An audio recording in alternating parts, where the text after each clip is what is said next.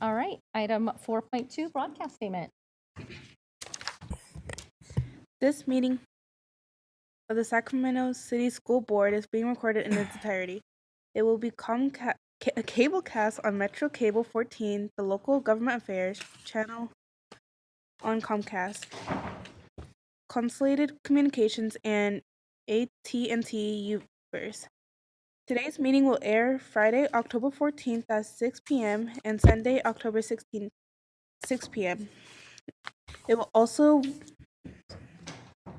webcast at metro14live.saccounty.net and can be viewed on Metro Cable's 14 YouTube channel. We welcome members of the audience to address the board. Please complete a speaker form located in the back of the community room and give them to our communications representative, along with any handouts you may have for the board prior to the conclusion of the item's presentation.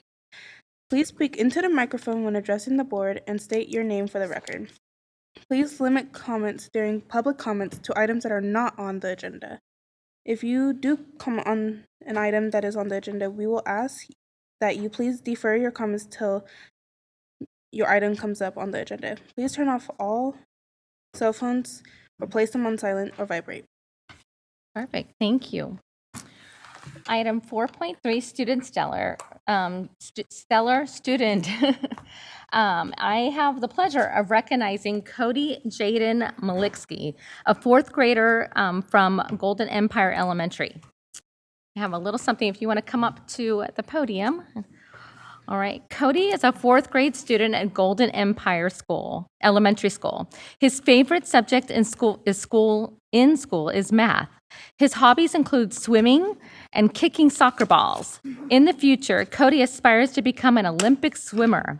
Cody is also known to be a great friend with a caring and warm heart. Being the student leader that he is, Cody has dedicated all of his swim practices and meets to his beloved former principal, Dr. Irene Easter. He chose to dedicate his swims so as to the work his muscles in a way that Dr. Easter wasn't able to any longer. So he dedicates his swims to her each time he swims, calling it Eagles for Easter. In addition, Cody decided to bring awareness to ALS and raise $3,000 in Dr. Easter's name to donate to the school she loves so much, Golden Empire. Cody is an epitome of true love and dedicated to and a dear friend. Thank you so much, Cody. I know you've been just a hit on Facebook, and I have a quick question for you. Is your GoFundMe account still open?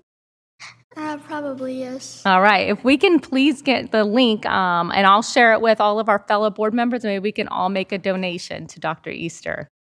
Would you like to say a few words? Yes, please. Go ahead. I'm grateful to be here and talk about my former principal, Dr. Irene Easter. She was not only a principal, she was family to me. I got to spend time with her and see how her ALS hurt her. It made my heart hurt, and I wanted to do something to make her feel better. My mom and I started Eagles for Easter, and I dedicated all my swimming, my muscles, and my third grade year to her. It was so cool to see her excitement as I was swimming laps and raising money. In total, I swam about 40,875 yards, 1,635 laps, and raised $3,500 for my school. I'm grateful for my dart coaches who taught me all the strokes, helped me grow stronger, and believed in me. I am grateful for my mom for supporting me in everything I do and helping me reach my goals. But mostly, I'm grateful that I got to know and love Dr. Easter. She will forever swim with me. I'm in Eagles for Easter for life. Aww. Congratulations.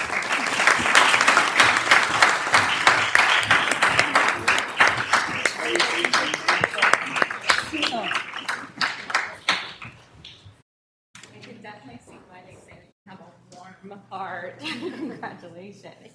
This is for you. You're welcome. If you want to take a picture, all the board members are going to come.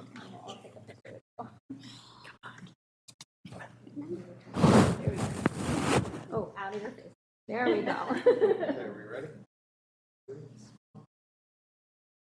Got it. All right. Congratulations. Here you go. Congratulations.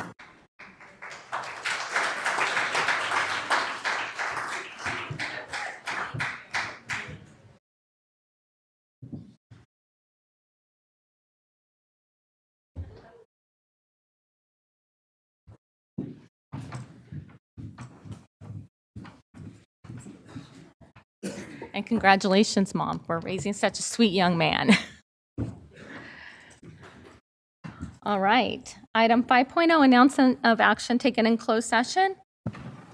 Good evening, President Pritchett. There are no announcements coming out of closed session this evening. Okay. Item 6.0, agenda adoption. Can I get a motion? All right, I got a motion and a second. All right, all in favor say aye. Aye. Thank you.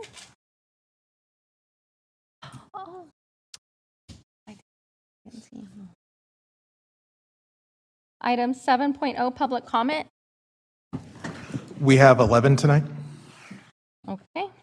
Can you call up the first three? First three for the queue, Mohammed Mikbel, Suzanne Morozic, and Casey Tessitore. Real quick, I just want to recognize that Dr. Easter's husband is here tonight. Can you raise your hand? Richard, thank you so much for everything. So I saw you as you got up. Thank you so much for coming out to support Cody. Thank you. All right, sorry. Back to our three speakers. First three speakers. Come on up to the microphone.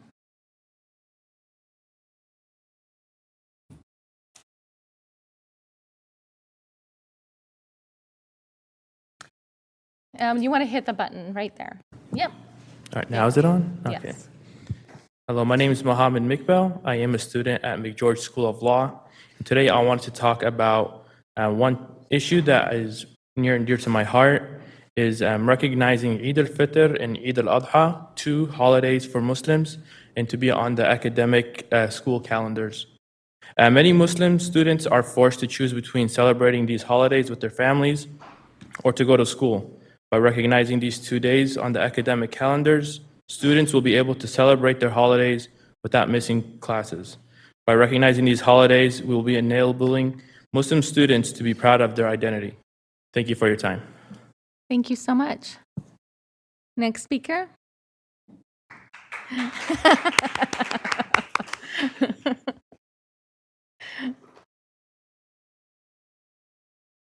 Oh, go ahead and push it Do I have on. to You push can it? leave it on, yeah. There we go. Good evening. My name is Suzanne Marzak, and I am the Managing Director for Northern California and Central Valley for California Charter Schools Association.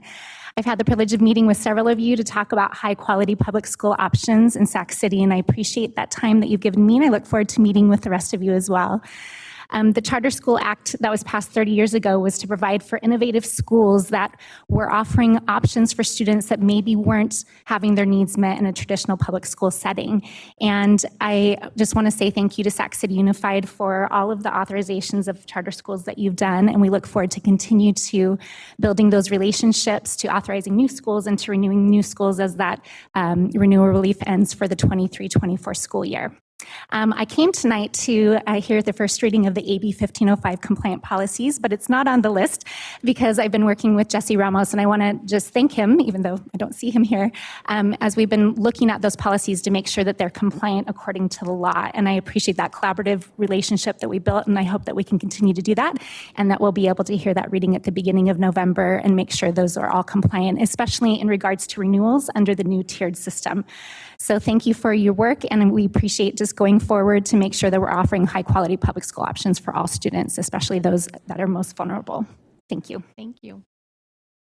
Next speaker.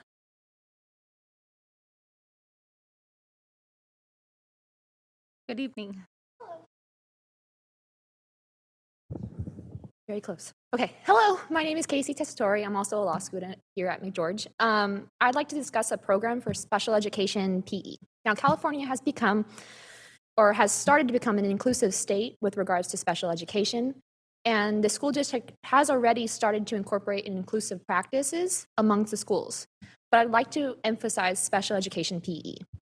These programs already started in Sac City Unified, only shown the gains in ELA and maths, but don't discuss anything regarding PE. Now, having an inclusive practice among PE will do two very important things for the school district. It will save district money by paying a classified teacher instead of paying a certified teacher. And it will also, for the students, help the social aspect and the mental health of these adapted PE or special education students. In integrating this consult collaboration model in special education PE, students in the adapted PE program can work with kids their own age who aren't in those types of classes, and they can grow from there. This type of model will also be beneficial towards the adapted PE teachers themselves, because their caseloads will then decrease, and then they will have more focus on the students who need direct hands-on help.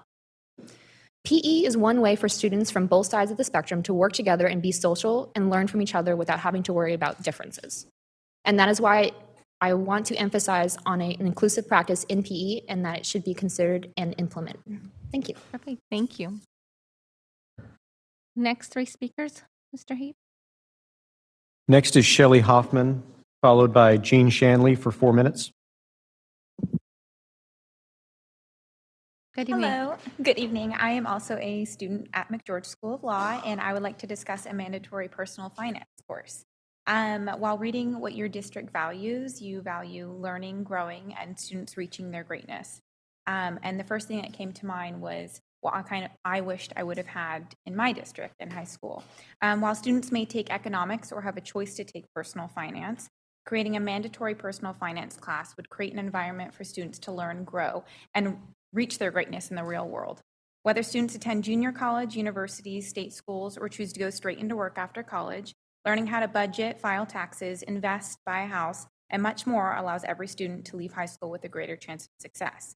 Every student will eventually face the challenge of finding a job, paying their bills, filing their taxes, and finding a home, and much more. Some students may even be facing these challenges during school. Currently, there are a few states who make personal finance a mandatory course in public education. This could be your district's opportunity to get ahead of making this course mandatory. Thank you. Thank you. Next speaker, 4 minutes. Thank you.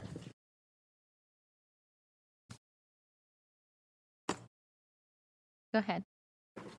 Okay, so, all right, so tonight I want to talk to you just a follow-up to the issue that I raised at the last meeting last week about the website. I went on the website and I saw that there's a nice, clear, bold statement when you click on health and safety that talks about how SCUSD is not currently requiring vaccination or testing mandate for students and staff, and testing remains widely and readily available to those who need it. So I appreciate that there's a nice, clear statement there. But when I go to the vaccination requirements page, it's confusing. It refers back to the state requirement. So I like that we have a statement right up front, but I just wanted to remind you that it'd be good if someone went back and did go through each of the different pages in the website and worked through those glaring conflicts so that people aren't confused. On the vaccination page, it tells people that they need to refer to the vaccination verification for workers in schools and health, but when you click on that, it tells you at the CPH website that that's defunct, that's not valid guidance anymore. So it confuses people. Also, I was confused about how it references the resolution and says that the resolution from October 12th, 2021 ensured that students and staff have access to the COVID vaccine and testing. That resolution was not about access. That resolution was about a mandate and told people if they didn't do it, they had to leave school. So that's not an accurate representation about what that resolution actually did. And that resolution is still on the books. And I've raised that before, and I'd like to revisit it and urge you again to revoke that resolution, because that's not applicable anymore. You're not complying with it. You're not following it. And it should be officially rescinded. The next page that I went to check on the website had to do with the testing. And there was actually a recent posting by parent expressing confusion about this issue. They thought testing was going to continue at the schools, and they actually were complaining on social media that somebody had dropped the ball at the district because they're not, where's the testing, what's going on? So there's still confusion out there. And on the testing page, it says COVID testing will be available for students and staff at SUSD during school hours. This was last year's rule. This is an old rule. That's why people are confused. I don't think you're offering that anymore, and that's why, that parent was confused. So that would be another area that I'd ask you to update on the website. There's a ton of things on the website that are out of date and not consistent with, science and current advice. These are just a few of the main points that people look for, is like testing and vaccines, and where do we stand on all of that? There's also this I'm not sure what section this was on, return to health, reopen, layers of safety. Not sure which tab that this highlighted, that this is brought up on, but it has to do with the Swiss cheese model. I've raised this before. I'd encourage you to get rid of this Swiss cheese thing. The infographic that I'm talking about. Victoria refers to it a lot, and this is from 2020. It refers to things like physical distancing, and that's the number one thing that it says we need to do. We're not doing that anymore. I mean, this is from way back in the beginning of the pandemic. Some guy from Australia put it together. Talks about tracking and tracing. You guys are not following that anymore. It talks about not touching your face. We don't tell children not to touch their faces anymore.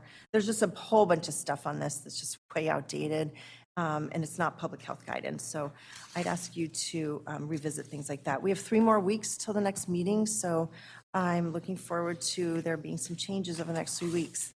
Thank you so much. Thank you. Have a good Next evening. speaker. Next speaker is April Ibarra, and she has 3 people who've donated the time, so Ms. Ibarra gets 8 minutes.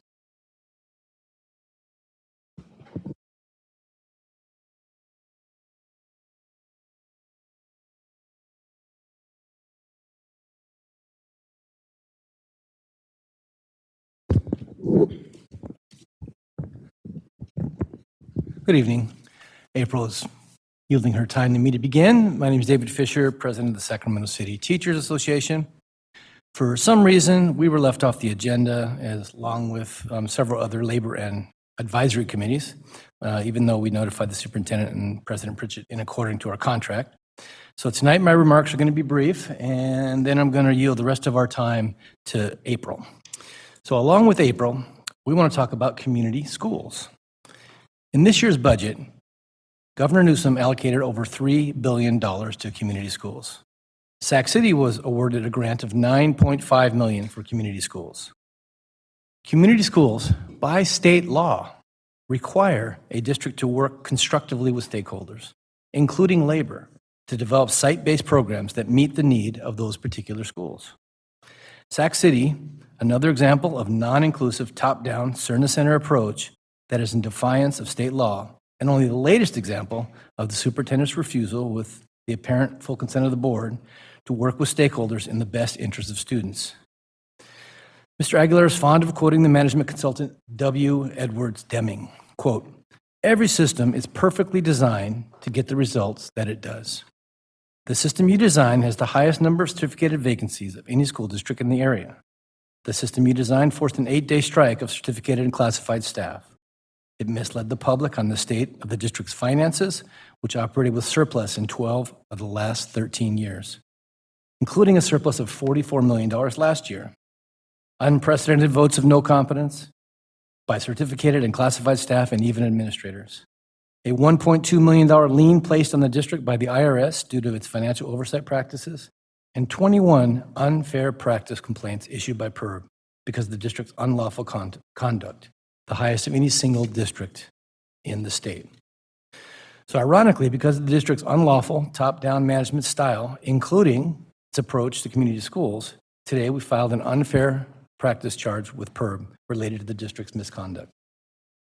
If the school board won't change, maybe it's time to change the school board. I'm going to turn the rest of our time over to April.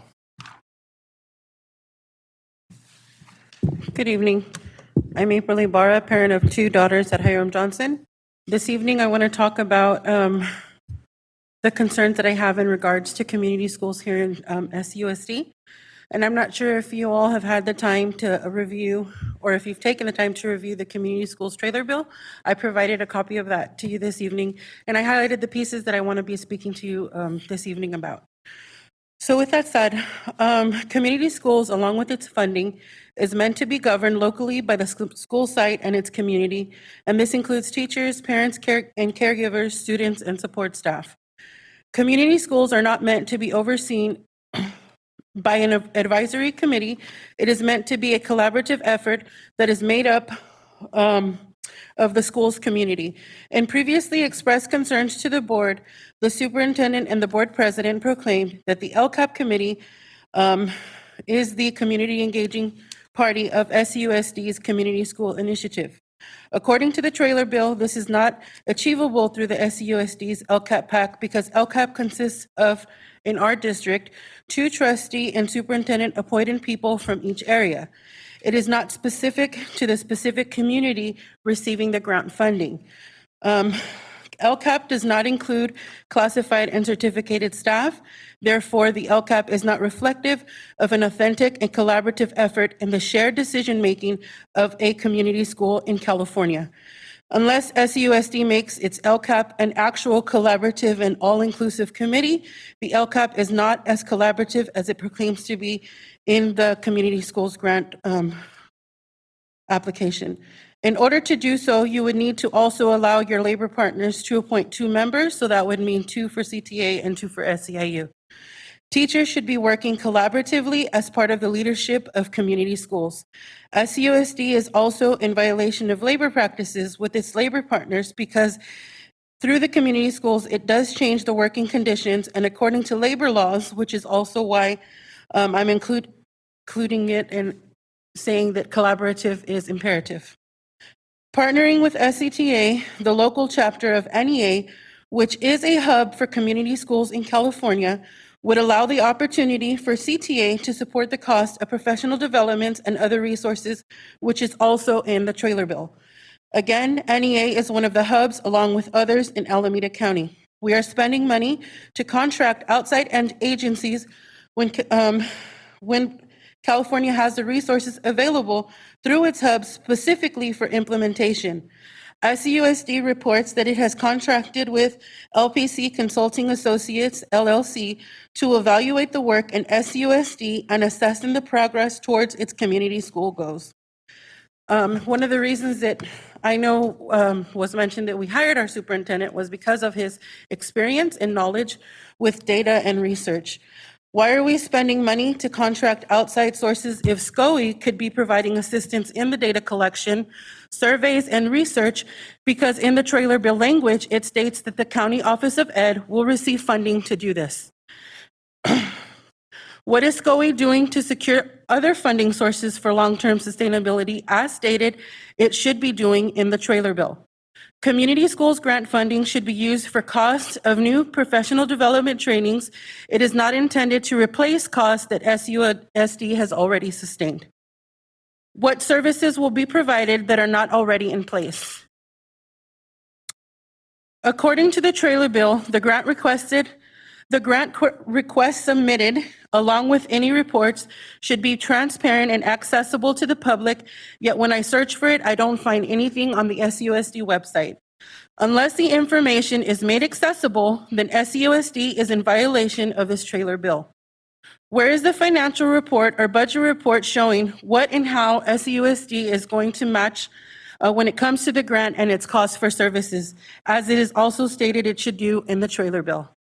How is the multilingual department being brought into this work that is also in the trailer bill? I have said this before, but I'll say it again. Parent-teacher home visits is the only collaborative work that has withstood the test of time here in SUSD. I was tuned in earlier today with a Castle Virtual Summit. I did a storytelling with them about the incredible work under Daniel Roletti when my children were at Oak Ridge Elementary and the power of SEL. And all throughout the summit, I heard speakers talk time and time again about parent-teacher home visits being the foundation of their SEL work and community schools work. But what I failed to understand is, if they can make it happen collaboratively, why are we not doing the same when we pioneered PTHV?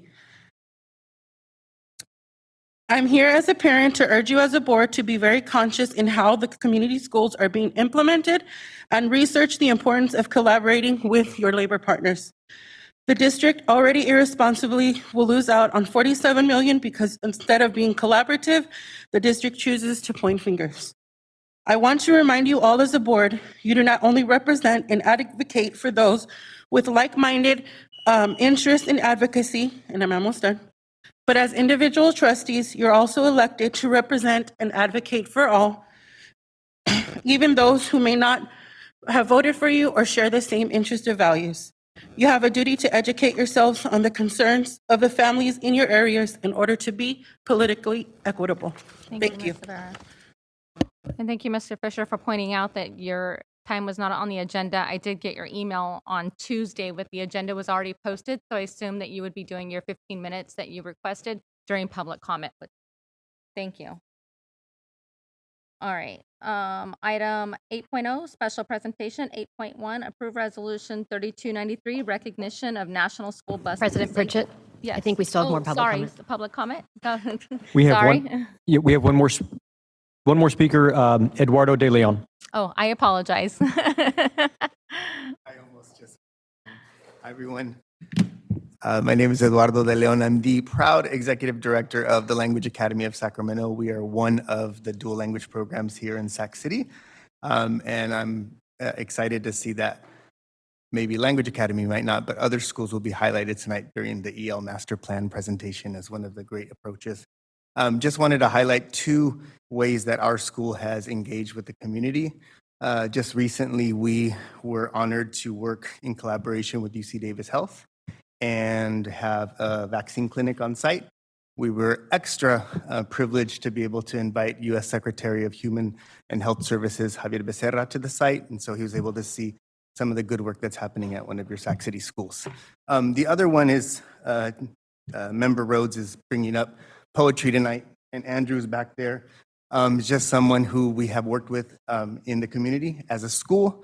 We work with Soul Collective and other organizations. We're really excited about continuing to do that work and to highlight some of the good stuff that's happening here at Sac City. So thank you so much. Thank you. Any other additional public comment?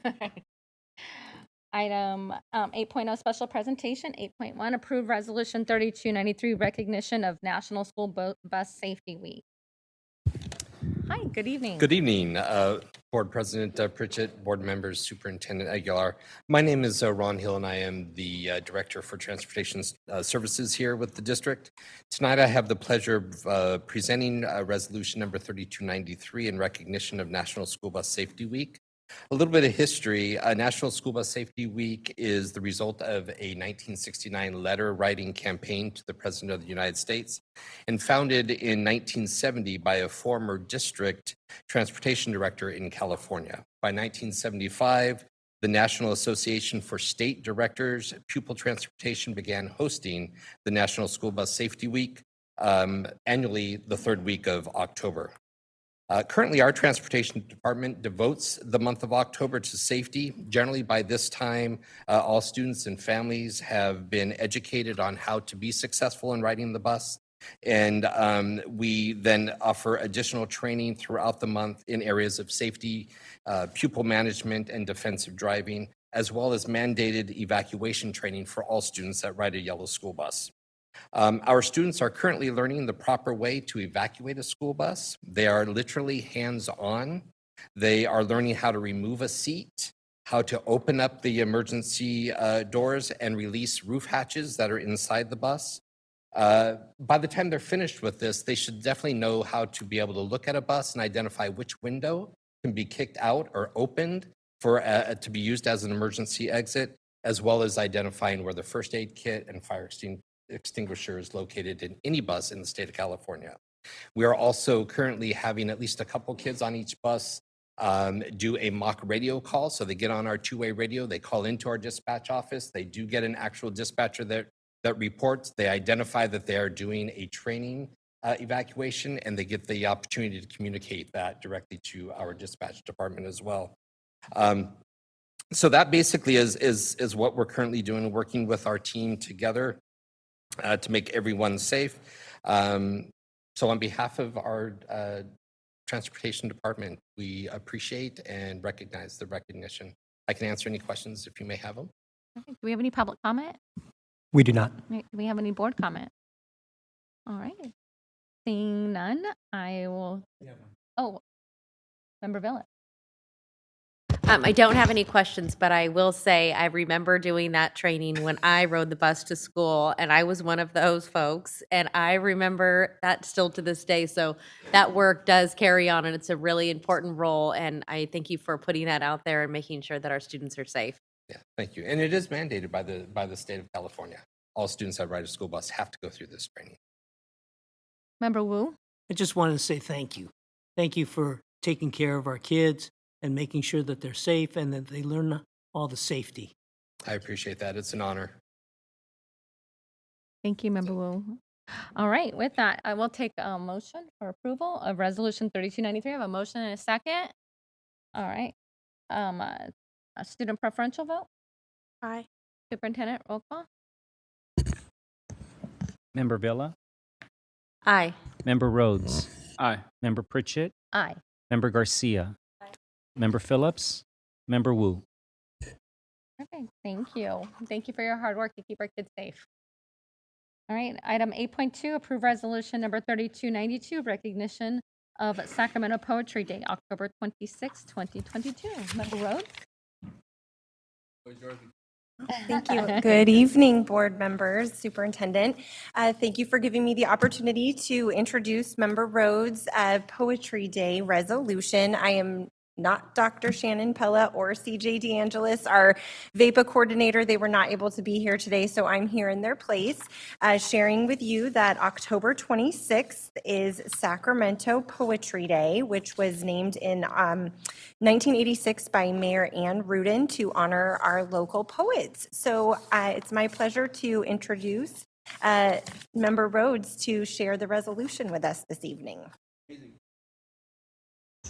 So as I share this resolution, can we have our Sacramento Poet Laureate Andrew Defy to come up as well?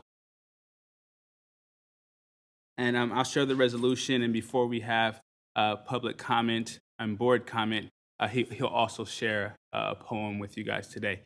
So as I'll read the whereas, and then afterwards he'll share a poem, and then we'll go from there. Okay.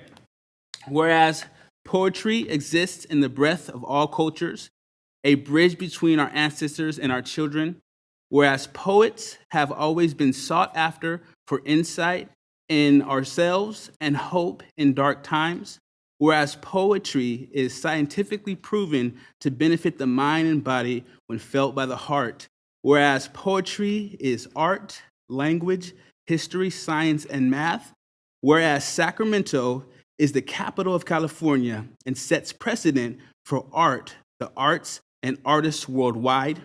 Whereas Sacramento Poetry Day was declared in 1986 and given new life by Andrew Defy, the city's youngest poet laureate, in 2022 as part of his American Academy of Poet Fellowship. Whereas Sacramento values and protects poets because Sacramento appreciates how poets enrich and protect our city.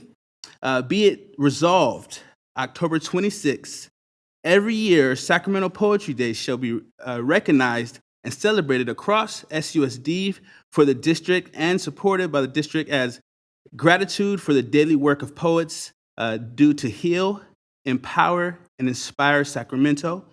Be it also resolved, SUSD recognizes the contribution of Andrew Defy as Poet Laureate, the Poet Laureate Program, the Young Poet Laureate Program, and all the poetry collective events and spaces that have made and continue to make Sacramento a poetry capital of California. Be it also resolved that SUSD will set an example and value poets at their worth as the powerful resource they are in our communities, in education, and in connection as leaders and visionaries, and create further opportunities for Sacramento poets to thrive. Also, this was all written in poetry stanza, so usually resolutions don't look like how they look now, but it was all written to mimic also stands in poetry. So with that being said, I am happy to introduce Sacramento Poet Laureate, youngest Poet Laureate, Andrew Defy, to say a poem for us today. It is my absolute pleasure to be here. And I just wanted to say that my school district growing up failed me, and poetry saved my life. And I'm really proud of Sacramento and the adoption of this program and this curriculum, especially in the wake of something like the global pandemic, to heal and to help with our kids' mental health and help our kids stay solid and stay empowered. Because it's important that we ask ourselves these questions. Like, how are you feeling? I mean, good, bad, or ugly, underwhelmed or exhausted, accosted by all of it, in search of a power button or an off switch. With your hands or your heart first? More like a wave or a starburst? How are you feeling? My niece said, pokey. So I placed my palms on hers, said, feels pretty smooth to me. She said, on the inside. And I felt my fault lines begin to give way. I said, baby, I know exactly how you feel. Sometimes there are earthquakes in my voice because I'm scared I won't pronounce love right. She looked puzzled, wondering why I would fear the only language she's ever heard me speak in. She says, how the rocks on the bottom of the river are soft. They weren't always, you know. The water has to flow to make them like that. I dropped every constellation I was holding on the ground and we laughed new galaxies into existence. I told her it took me years of therapy to sip the wine that she had just unboxed. You see, some of us carry rivers behind our eyes, and that's why some of us grow up in deserts. Boys don't cry, she says. They're just not something to try and stand on because they get all slippery. I tell her no one's ever been more right about these fragile concepts of masculinity. She says, the earthquakes are just Mother Nature dancing in my throat, and the only way to mispronounce love is by not trying. She says, maybe porcupines should cry more. I ask her if I can write a poem about it. She says, absolutely not. So I bribe her with ice cream, after which I ask again, how are you feeling? And she says, a little bit smoother.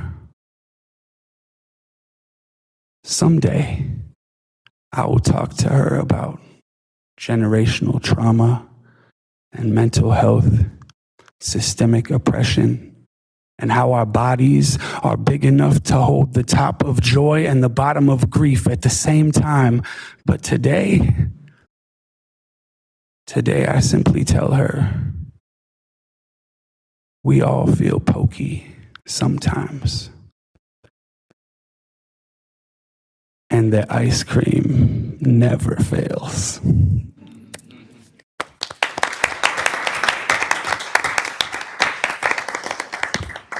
Thank you to y'all. Thank you to all of the teachers. Thank you to everyone who's made Sacramento Poetry Day happen. We're able to bring a curriculum that's locally sourced with local poets into classrooms for 250,000 kids this year. And that's because of y'all. So thank you from the bottom of the bottom from me and all of the poets in this city. Amazing. Thank you guys so much. So, Andrew, please stay up. So right now, I will make a motion to approve, and I hope that I have a second as well. But wait, before we do that, do we have any public comment? Oh man, I'm sorry, public. We do not. All right. I have a motion and a second. Student preferential vote. Aye. All right, Superintendent, roll call. Member Villa, I with goosebumps. Thank you. Member Rhodes, Aye. Member Pritchett, Aye. Member Garcia, Aye. Member Phillips, Member Wu. All right, perfect. Thank you so much. Amazing. And we're going to come and take a picture with you. We also have this for you. Amazing.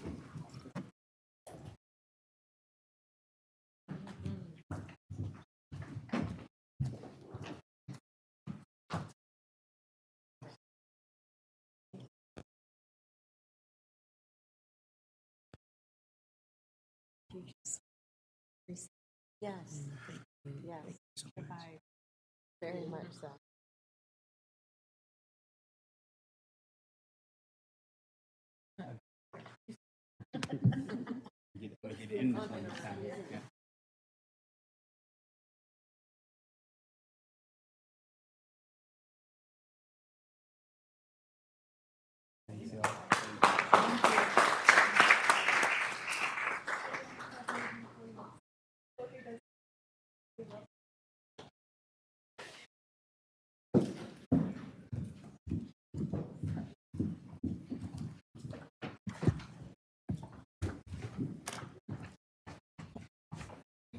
All right.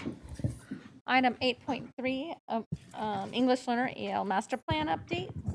Dr. Sims. Thank you. Good evening, President Pritchett, members of the board, and Superintendent Aguilar.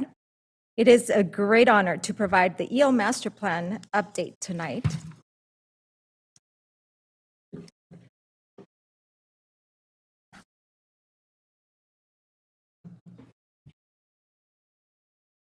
Is it on? It's probably because it's not on. I am so sorry.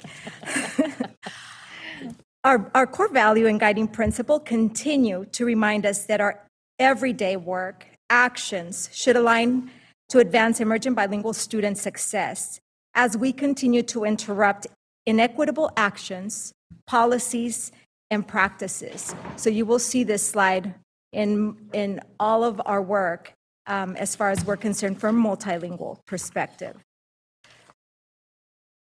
Our next slide provides you some acronyms so that we can understand and provide some clarity on the terminology that will be used in the presentation and or also when you reference the EL Master Plan.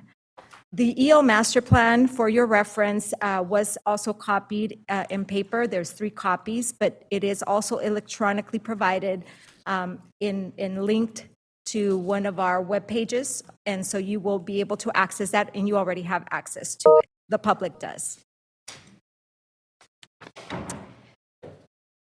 In the acronyms, we see the acronym EBS, and that is in reference to emergent bilinguals. And so I want to bring some consciousness in regards to why now emergent bilinguals and not English learners.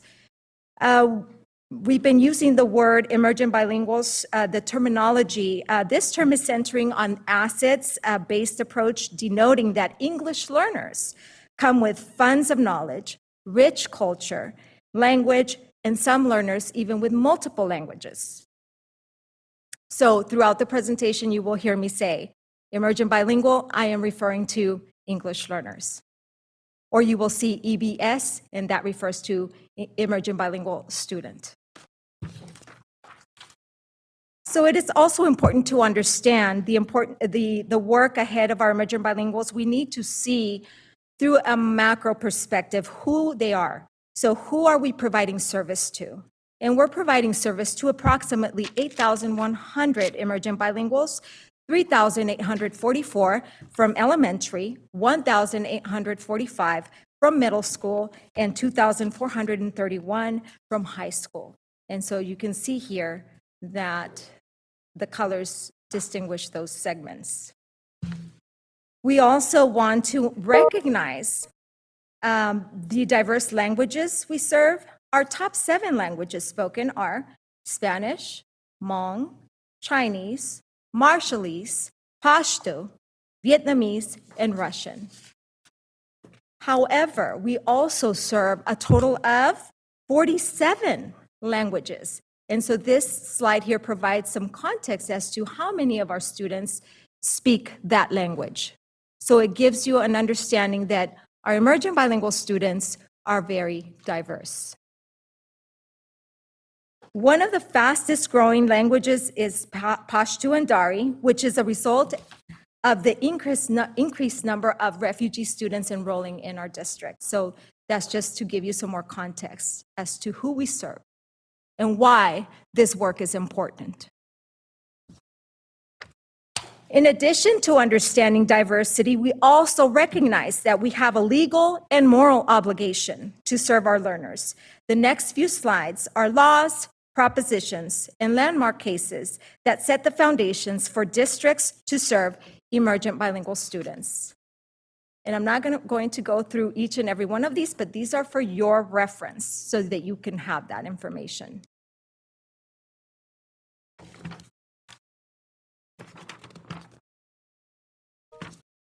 The legal and moral basis for how we serve emergent bilinguals is also understood with the current work that our system has engaged in to address disproportionality, interrupting inequitable practices and policies, and align systems to serve our learners in a coherent manner. And so I want to bring you to the problem of practice.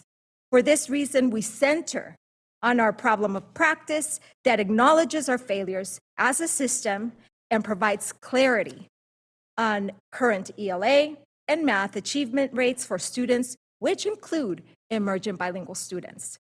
So our problem of practice underscores the importance of understanding and implementing high-quality Tier 1 instruction with a multi-tiered system of supports, or MTSS.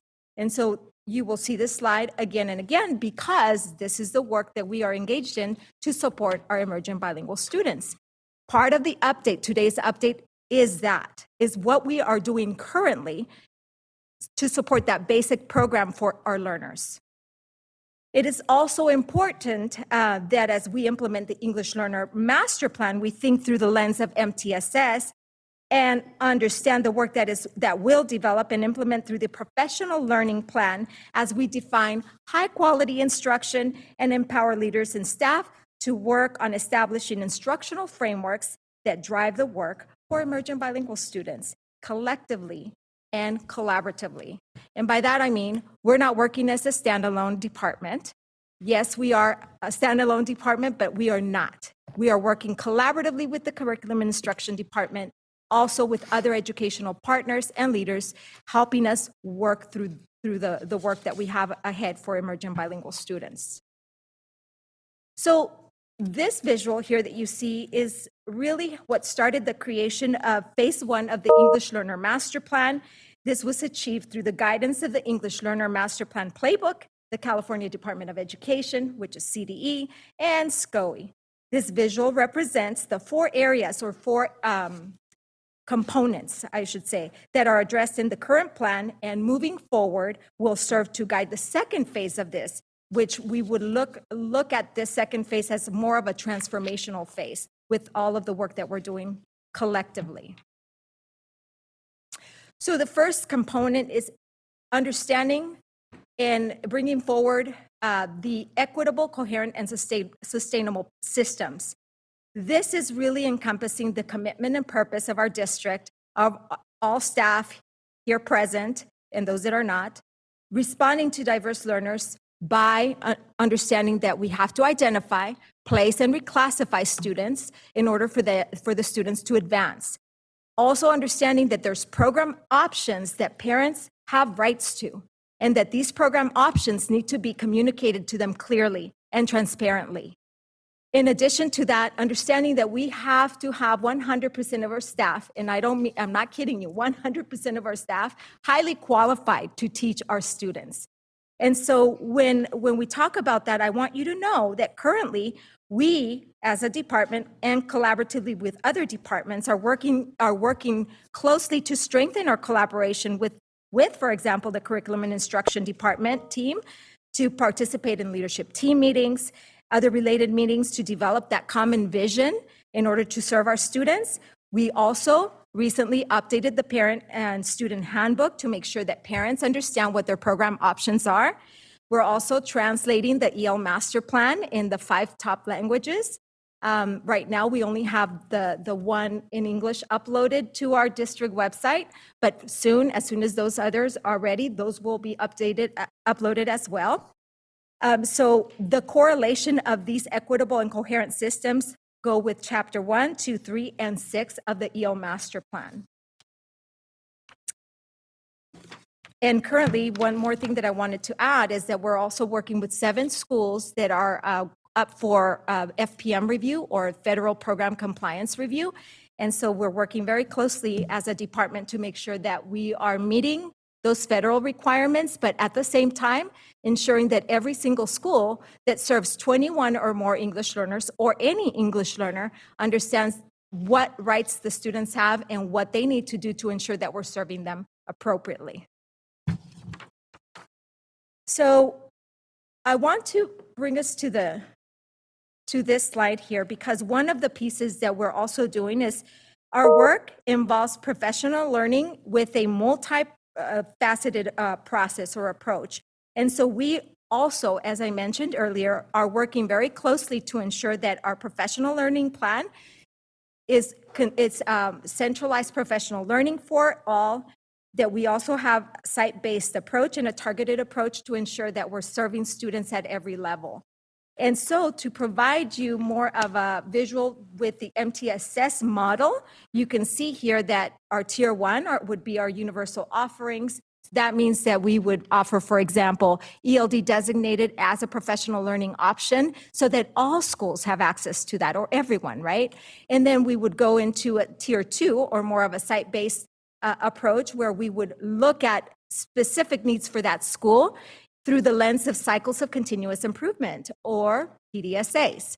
And then finally, when we look at targeted support, we're looking at really district-defined areas of need and focus to make sure that we're meeting the needs of our students through this process.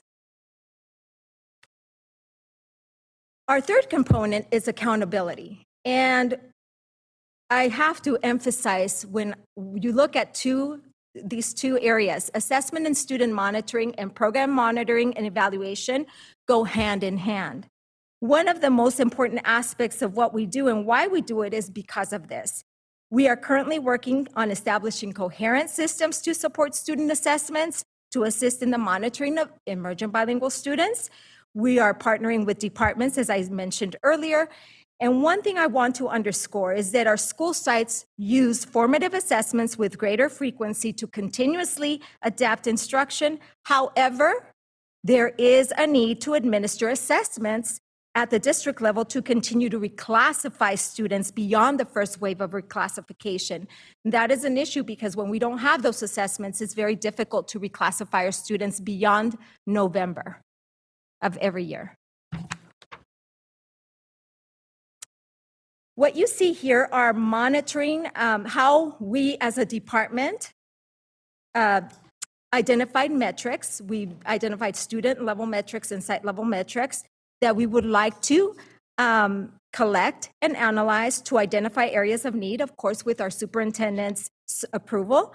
And so in our next EL master plan update, we would like to bring back some of these metrics. We are currently collecting information, for example, on the number of schools that have active ELACs and the number of schools that have a DLAC representative present at our DLAC meetings.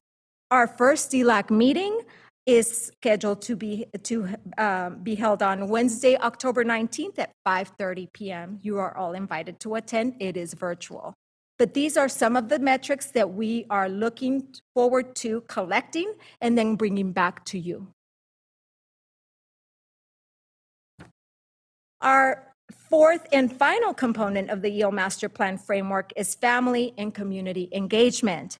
These two areas, family and school partnerships and district and community partnerships, really are the work, the heart that helps us beat in multilingual. I have to tell you that without parental engagement and community support, it would be very difficult to continue to move the work forward. It is because of their voice, their advocacy, that we're able to press and press harder every time. And so what I'd like to also share with you is that we're working with 63 schools that have identified 21 or more English learners. And these are the sites that need to have by law and an active ELAC committee. So my report to you when I come back in a few months will be to provide that information with, of course, our superintendent's approval. We currently have 2 coordinators that have been assigned to a cohort of schools so that they can assist in the coordination of services. It is not that easy when you think about the level of implementation of this EL master plan without having that support. It is important that we help principals understand what needs to happen in order for their sites to be in compliance.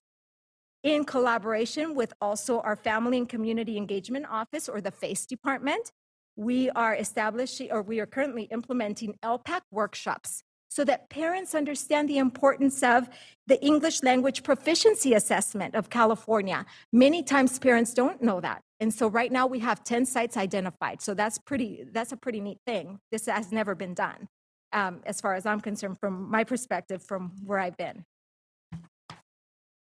And with that, we also want to be transparent and be able to provide access to all of the work that we're doing in a way that we are able to provide this webpage for parents and community members. And so I will ask someone to help me. Oops. If you can put the mic, yes. Thank you.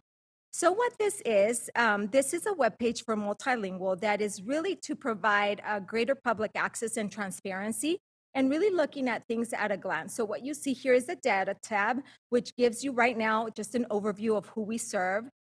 If you keep scrolling, you will see then the information that I just presented is now posted there. Keep scrolling, please. Thank you. You see the languages and then the total number of languages by student. You will also, this would be the area where we would see at a glance all the metrics that we've just talked about in a way that it's easy for the community to read.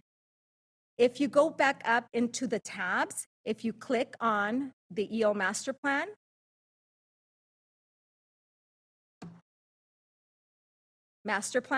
up where it says, up, right there. You will see the linked English Learner Master Plan. So that allows you to have easy access to that plan if needed. So it's a really neat tool because what we want to do is not just say, oh yeah, well, have you been to the website? It's very difficult for our families and community members to navigate through a website. So having this microsite or webpage allows that transparency and that ease of information. Thank you. Can we go back to the presentation so I can conclude? So what does the future hold for our English or emergent bilingual students?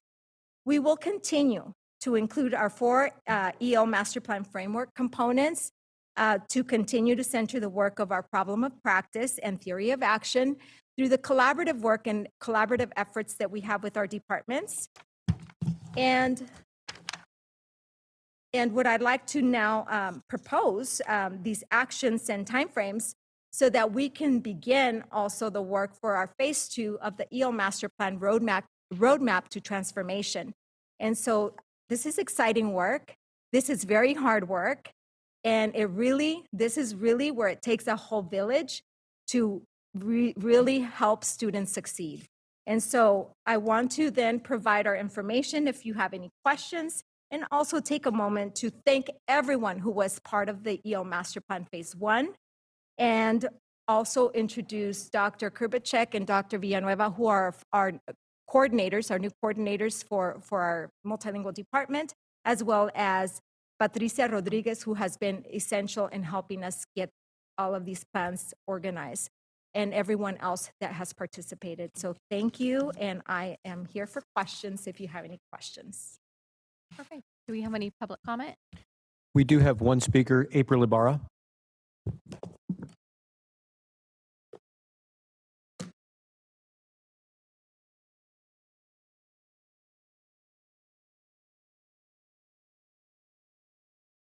Good evening again. I want to thank you, Dr. Sims for that presentation. I actually joined a training last week with Dr. Sims, and I was very excited to see the progress made with the supports for ELs. And I just want to take the time to say thank you. This seems unreal because for many years I advocated alongside some fierce parents like Teresa Hernandez and Laura Rios for this day. So this gives me hope. But I just want to take the time to recognize that there's other people in the department. And so you have a really great person there, but I don't know if it's because she's a TOSA, which is teacher on special assignment. She's not recognized in some of this work. But one of the things that I've pushed for many, many years is a pathway for the LTELs, the long-term ELs, and the newcomers. And Melanie Bean is a teacher on special assignment who has worked tirelessly for that, and that day has came. And I know that with Hiram Johnson, it sounds like they're doing some of that work this year from what I understand. But you know, it's always a time to recognize everyone in the department that has been working really hard towards that. Also, just a concern that I have, looking at what I'm learning that because of COVID, there's a lot higher rates of seniors who are in the credit recovery to try and get them where they need to be so that they can graduate.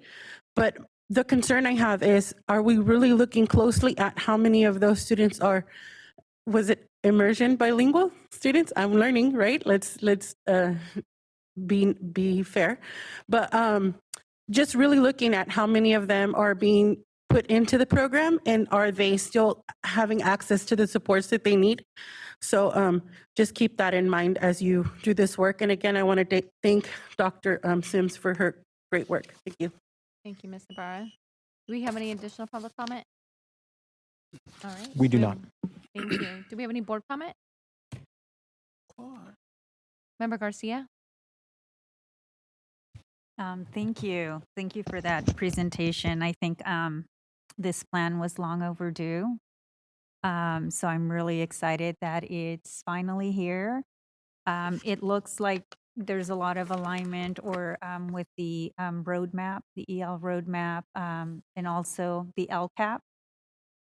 Okay, so just everything is aligned as it should be, correct? Okay. So I do have a question, a couple of questions. One is on, I think it's the slide. I don't have a number for it. Who are our emergent multilingual learners? And you break them up by elementary, middle, and then high school. And then one of the things that I noticed is elementary is obviously the biggest number at 3,000, roughly 4,000 students. And then the middle, 6 through 8, is 1845, but then in high school, it increases. So can you explain that to me? Why do we see a sort of, well, I guess it's the number, it's the grade spans. The grade. Okay. Okay. So these are all, I guess, emergent Emergent bilinguals. bilingual. So Yes. these are not reclassified. So these are not reclassified. These are students that have not been reclassified. They may be long-term English learners. There may be newcomer students, refugee students, but they're not reclassified. We also have emergent bilinguals that are migrant students. So there's a diversity of emergent bilingual students. Okay. Okay. So that's But the breakdown is not here. It actually, you could see it in the microsite. in the microsite. Yes. Okay. I'm sorry, in the webpage. Thank you. And then I do have another question about sort of the progress between being identified as an emergent bilingual or EL, and then how you progress to reclassification. What steps happen in between? Like, how do kids advance? How do students advance? Before they're they reclassified. At the time of enrollment, students or parents fill out the home language survey, which then signals whether or not the student should be assessed through the initial LPAC. 30 days from the time of enrollment, students need to be assessed. From that point on, if the student is identified as an emergent bilingual student, they are immediately, they are coded, and then they are to have ELD instruction from day one, right? From the day of being identified. Then they take the summative LPAC between the months of February through May, which would then indicate whether or not the student has made progress to be considered. But there's other elements for the reclassification. There's 4 areas of 4 criteria that they would need to meet. And one of them is LPAC. Another one is CASP, the CASP assessment. Another one is the teacher feedback and the parent feedback. But there's also the assessment piece that requires the schools to have an assessment that would indicate whether or not the student is ready to be reclassified. And it has to be a normed assessment that is able to compare the emergent bilinguals with their peers. And how often does that happen? Well, if we had, we have assessments like the beginning of year assessment, the middle of year assessment, and the end of year assessment for English language arts. They would need to assess during those periods, timeframes, in order to be identified through the 3 waves of reclassification. Our first wave, and we name it wave of reclassification, is in November. That's coming up. So the notices from our office have already been, or one of our staff members is working to send those out to the schools with the names of students that are ready or that have been identified based on their LPAC scores as ready to be considered for reclassification. That doesn't necessarily mean that they would be reclassified, because there's a whole process that takes place from that time. So they're eligible to be They're eligible.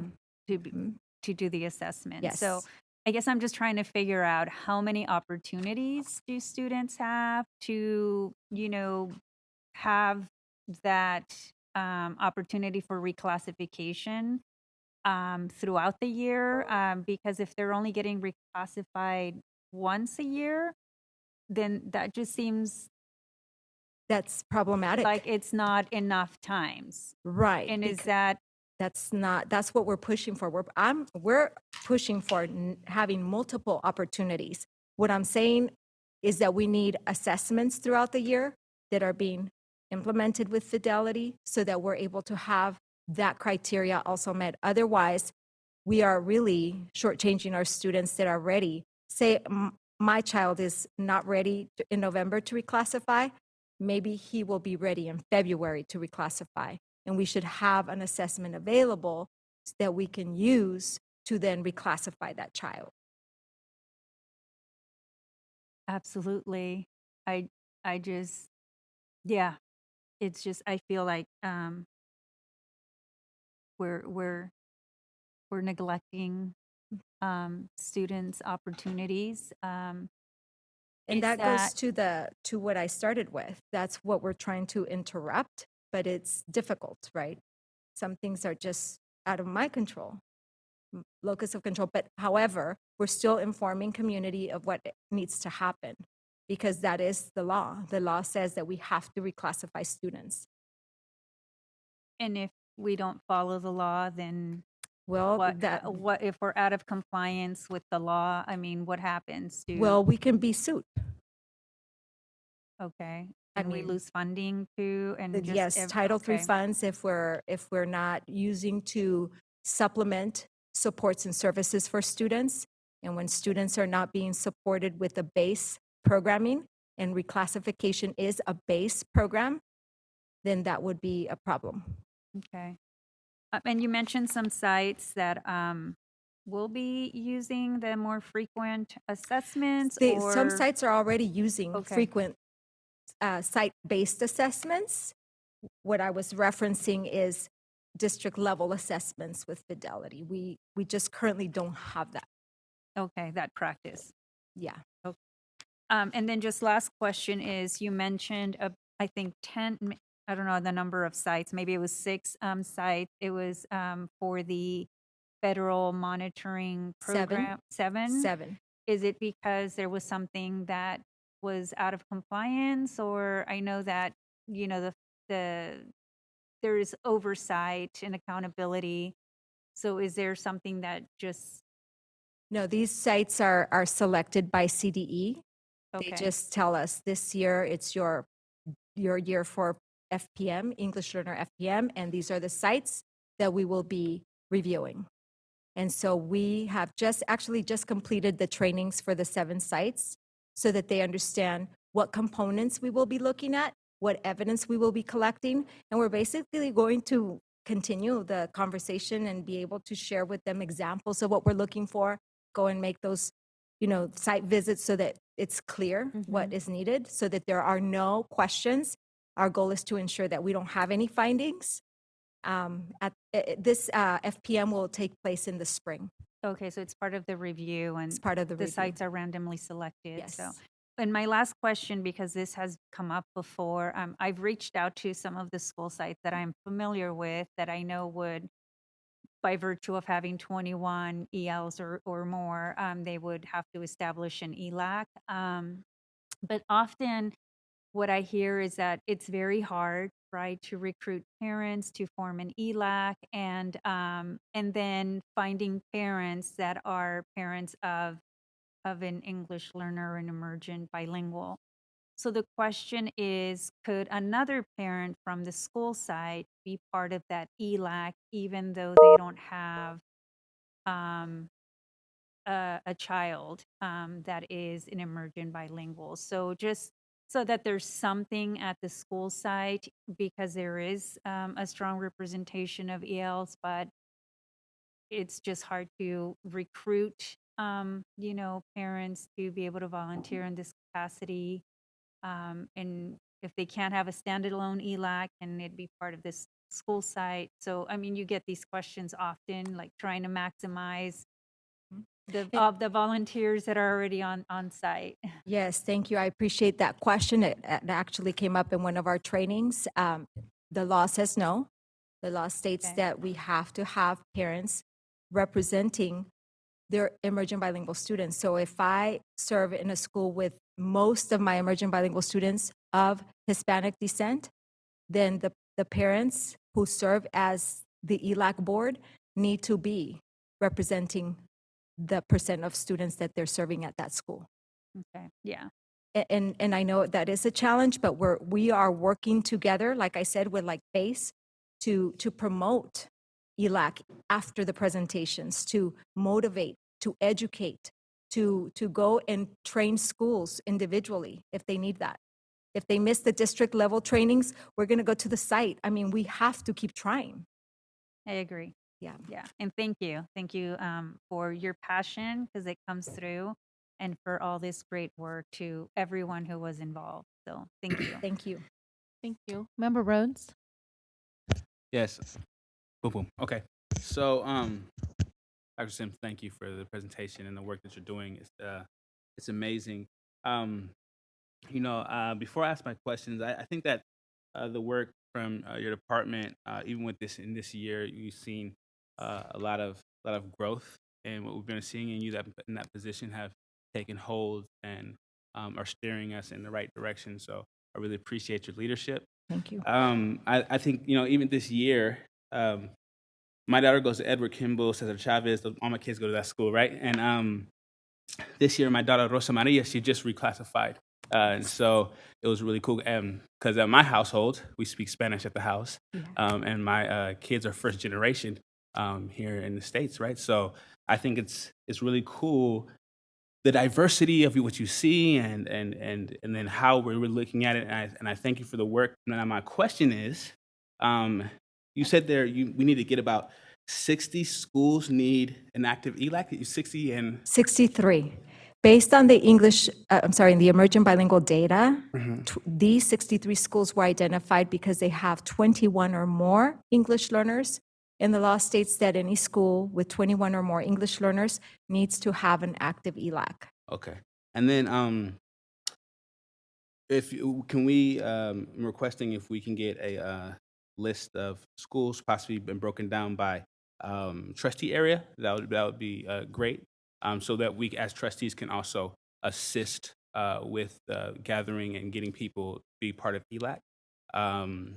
And so especially we have Spanish as the largest population of emergent bilinguals, and then we have Hmong and things like that. And so we can possibly get community to help do that kind of work, and let us be also the what we're elected to do as representatives of community broadly, and let us help with that. And then also in those 60 schools, I know you guys identified them. Do we know if there's already interest and they just don't have enough people for the group, or is there they just haven't even talked about it quite yet? I can get that data. Okay. We're collecting that right now. And the reason why we know because we know some data because the coordinators have been contacting individual schools. And we know that we have 9 schools that have submitted their EL assurances. Yeah. Within those 9 schools that submitted their EL assurances, which is basically a form that says, yes, we have an active ELAC. Yes, this is our DLAC chair. Yes, we have this, right? We can get that information. This is why I said it's so important to come back to provide that data to you. Of course, I can provide it to you ahead of time through a BC if that's easier for you. That would be great. And I can do that with the superintendent's approval, of course. Superintendent, that would be great.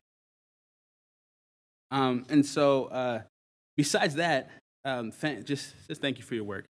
Your passion does shine through, but anybody who knows you know that you've already been doing the work for a long time. And so we really do appreciate you. I appreciate it. Thank you. Thank you, Member Rhodes. Thank you, Dr. Sims, for that presentation and for all of your staff hard work, you and your staff's hard work on this. I do just have one question. I appreciate Member Garcia kind of shining a light on the reclassification. And I just want to know, like, do parents have any rights, and what do they need to do to demand the service? Yes, and these are the area, this is why it's so important for our parents to come to these DLAC meetings that are, by the way, ran by a wonderful group of parents that we are working very closely. This is their 2nd year. And we have Ms. Vitalina Tufi, Ms. Flor Yacabe, and also Ms. Maria Rodriguez. And we are all working very closely to make sure that we do just that. Everything that comes to forward, like this next meeting, we're going to have a needs assessment, right? Like, what do you want to know more about? But we're bringing the law to them. We're helping them understand their rights. And that's why that's imperative. This is why I started with what is our legal and moral responsibility. And that has to be the foundation of everything that we do, right? Yes. Why do we even have this? Because there's a legal foundation that supports this, right? But we're also working towards dismantling everything that we have that is systemic, right? That's policies that have been in place forever, things that we do, that we still do, some of us, that we need to stop. And we really need to center the work around emergent bilingual students. They have been forgotten for a long time, and we have to resurface the importance of keeping them at the forefront. 4% is not okay. Achievement rate, 4% of our emergent bilingual students is not okay. That is just unacceptable. Yeah, I agree. Totally agree. Thank you for that. And I'm really happy to hear that you guys are meeting them where they're at, because I know when I talk to a lot of parents, they don't know what their rights are. And they don't know how to navigate the system either. I have to admit, I was one of those parents bringing up children in this district. And so thank you so much for your work on this. All right. This is an informational item. And Can I just mention yes, real quickly? I too just want to thank Dr. Sims and her entire team. This is a department that, like others, has been building toward greater excellence, and she's done a great job recruiting lots of in-house experts and people that are as passionate as she is in this work. In fact, I think that this is a marginalized community of students that, as she said, have been forgotten, certainly have not been at the forefront of our attention. I do want to make sure that as the board hears her presentation, she and I have discussed this. The first phase of this master plan is very compliance heavy. In other words, the idea that we have to make sure that all of our schools have ELACs, There's a lot of kind of regulatory compliance focused initiatives and efforts that are going to go into this first wave of our EL master plan. And as you kind of heard a little bit, this greater integration and interdependence of multilingual services with other departmental work throughout the district then will yield much better results for these students and for all other students. But this is a real focus for us. This is a population that makes up almost 1 out of every 4 of our students, and they deserve a much greater attention. And I appreciate and would continue to encourage you, Dr. Sims, to do everything you can to empower our parents around the rights that they have, to demand greater attention from our system, to demand that their children have as many opportunities as possible to demonstrate their mastery of the English language. We are still a system that does not allow for the same access and opportunities for students that are still not redesignated and reclassified. And that is then seen at the other end of the spectrum in the classes that students take at secondary level, how many of them complete an AP course across other subject areas. And so I'm just going to encourage you to keep coming back to the board, reminding all of us of what we still have to do for this group of very special students that we're honored to serve, but do everything that you can to empower parents to understand their rights. Yeah, thank you, Superintendent, and thank you, Dr. Sims. Thank you.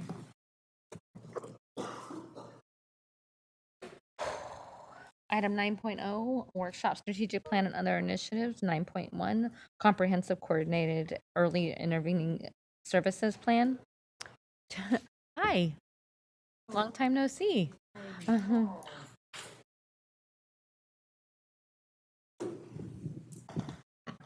right. Hear me okay? Okay. Good evening. Yes, long time no see. Good evening, President Pritchett. Good evening, board members, superintendent, and SUSD community. My name is Dr. Sadie Hedegaard. I'm your Assistant Superintendent of Special Education, Innovation, and Learning.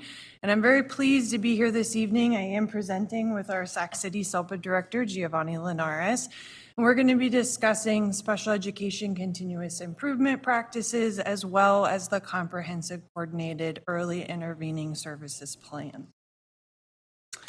And I am the Vanna. Okay. Perfect. We're grounded. So as we begin this evening, we do so grounded in the district's core value, also its guiding principle. We are going to be very attentive through this presentation to spell out the acronyms, but we also did provide a glossary here for your reference. Now, very similarly to the last presentations and the focus of that topic, often conversations regarding instruction, regarding data management, collaboration around special education are very compliance driven. They are driven through policy, state and federal laws, and also through corrective actions. We're appreciative of the support, not only of the superintendent and this board, but the greater community in order to focus the last 2 years on shifting from having a compliance focus to a student focus for our special education department strategic planning. We've done this across departments and in collaboration with across departments, our school sites, but then also most importantly, our community advisory committee and the greater community for special education. So while we're adjusting the focus from compliance to our students, it's important to know that with that transition, it's not to draw the attention away from the importance of compliance. And especially I want to highlight for the Educational Association reviews and the circles that surround the student in this image, recommendations that are included from the 2017 Great City Schools Report, the 2018 Capital of Suspensions Report, and then most recently, the 2022 System Instructional Review. Rather, all of this information is allowing us to refocus our efforts in strategic planning for the special education department, and also how we are monitoring where we're making progress and where we still have areas of improvement. This next slide, which highlights the intersectionality of students with disabilities across the student groups, is also just another representation to be able to show the importance of cross-departmental and also system-wide collaboration with that student focus in order to achieve the positive changes that we desire for our students with disabilities. We're doing this through a continuous improvement cycle because the scale and the scope of the organizational change initiatives which are necessary for Sac City in this area will be required to use a continuous improvement plan, or cycle, such as the the Plan, Do, Study, Act method, in which we are looking at the needs of the system, we're setting goals, we're setting then action steps within each of those goals, we're acting them out, evaluating our progress, and then analyzing how to improve. And then we do the cycle again and again. So with that continuous improvement cycle in mind, informed by student performance, compliance, family and community engagement, staff needs and feedback, and again, the recommendations from the Educational Association reports that I mentioned earlier, the 2023-23 Special Education Department goals are highlighted here in the LEAD acronym.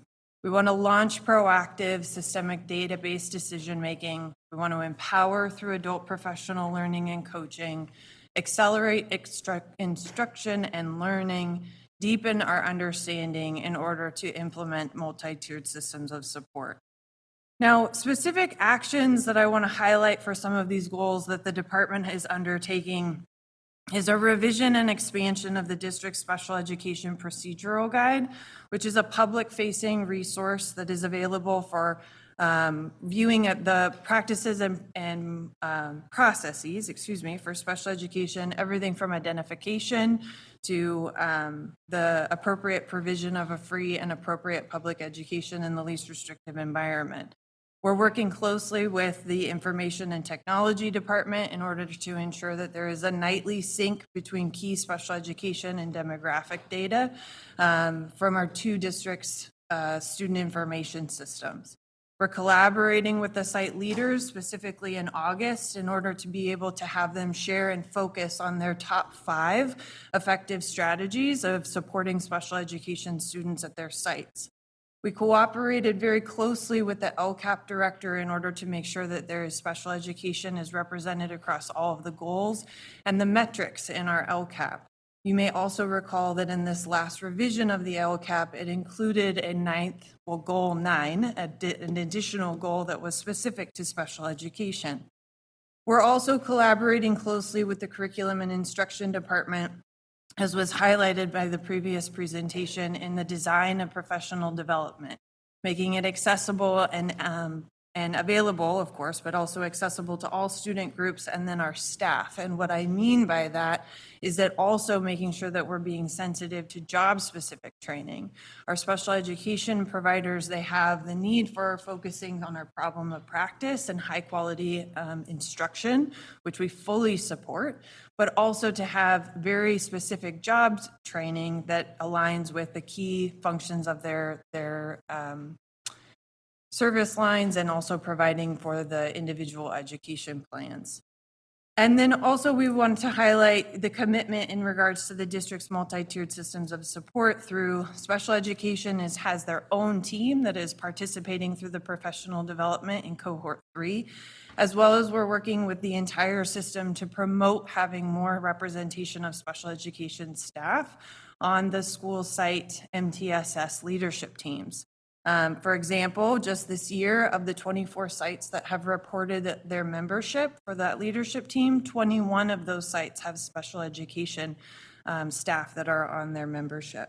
So these are just a few of the action steps and the examples of the student-driven work that's being carried out in the department and across department initiatives and within the school sites.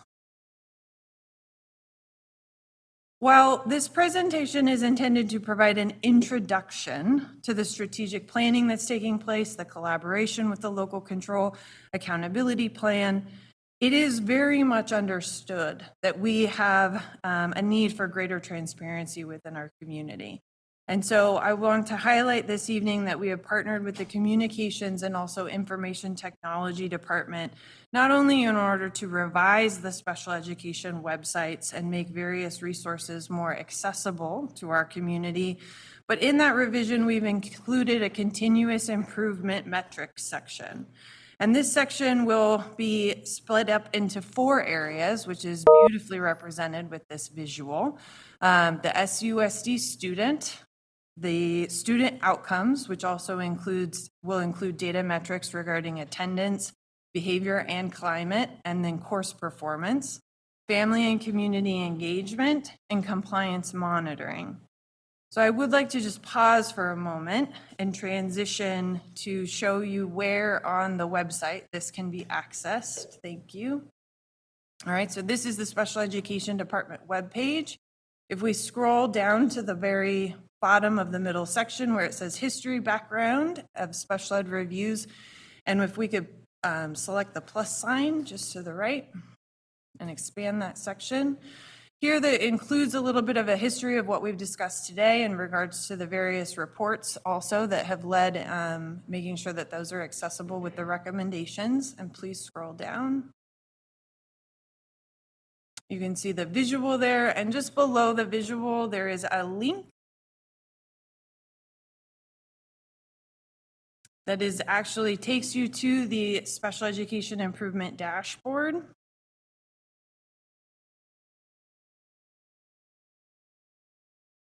And so here you can see the large green bars are representative of those 4 sections.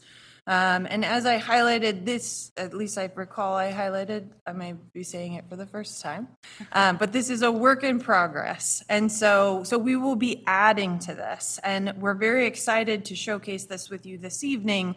But more importantly, we also want to highlight that we're very excited to bring this back to our other collaborative team members, such as the Community Advisory Committee, in order to be able to get feedback in this area and revise accordingly. And it's really, it's a team effort, because again, I want to just go back to the significance of all of the variance in the metrics that we need to be monitoring. And now that we're in the compliance section, actually, one thing I would want to highlight, in the last 2 years, another action that has been at the forefront of our work is the development of the alternative dispute resolution process in order to be able to support families to have more local resolutions. And so we've included metrics here in regards to how that's being accessed and to what extent. And so again, just to highlight that piece, we're again very much looking forward to adding to this throughout the year. And we'll be looking to our partners in order to be able to tailor this. If we could transition back to the presentation. One example of what will be updated following this presentation is regarding the work of the Significant Disproportionality team and their collaboration with the SELPA. And especially now they're preparing to submit a revised comprehensive coordinated early intervening services report to the Department of Education. And so coupled in this presentation, I'm now going to turn it over to our SELPA director, Mr. Giovanni Linares, in order to share with you more detailed updates regarding this particular compliance requirement and report. All right. Thank you, Dr. Hedegaard. Good evening, everyone. So this evening, I'll share a bit of an update on the work of our Comprehensive Coordinated Early Intervening Services team. So as a district, we are identified as being significantly disproportionate. We're specifically disproportionate in 2 areas. One is in the identification of children of a particular race or ethnicity with disabilities within a specific disability category, as well as in the discipline duration of a particular group of students. So specifically what those are known as elements or indicators 9 and 10. These are a part of 14 indicators that we are evaluated on yearly from the Federal Department of Education. So we are significantly disproportionate in 2 areas. Indicator 9 which is the identification of African American students as emotionally disturbed. Oh, excuse me, that's indicator 10. And indicator 9, which is the suspension of students who are African American as well as emotionally disturbed greater than 10 days. And this has been consistent since 2020 in regards to these areas of significant disproportionality. In order to go from disproportionate to significantly disproportionate, you have to be identified in that area for 3 consecutive years. So if we look at that timeline, this would be our 5th year of disproportionality in this area, in these particular areas. So in order to address this, CDE has identified a 4-phase process to help districts address significant disproportionality. This is what that process this is the visual that CDE shares with all districts who are significantly disproportionate. It is known as the Programmatic Improvement Process. It is a 4-phase process that then asks that every district and LEA also utilize a cultural lens to it.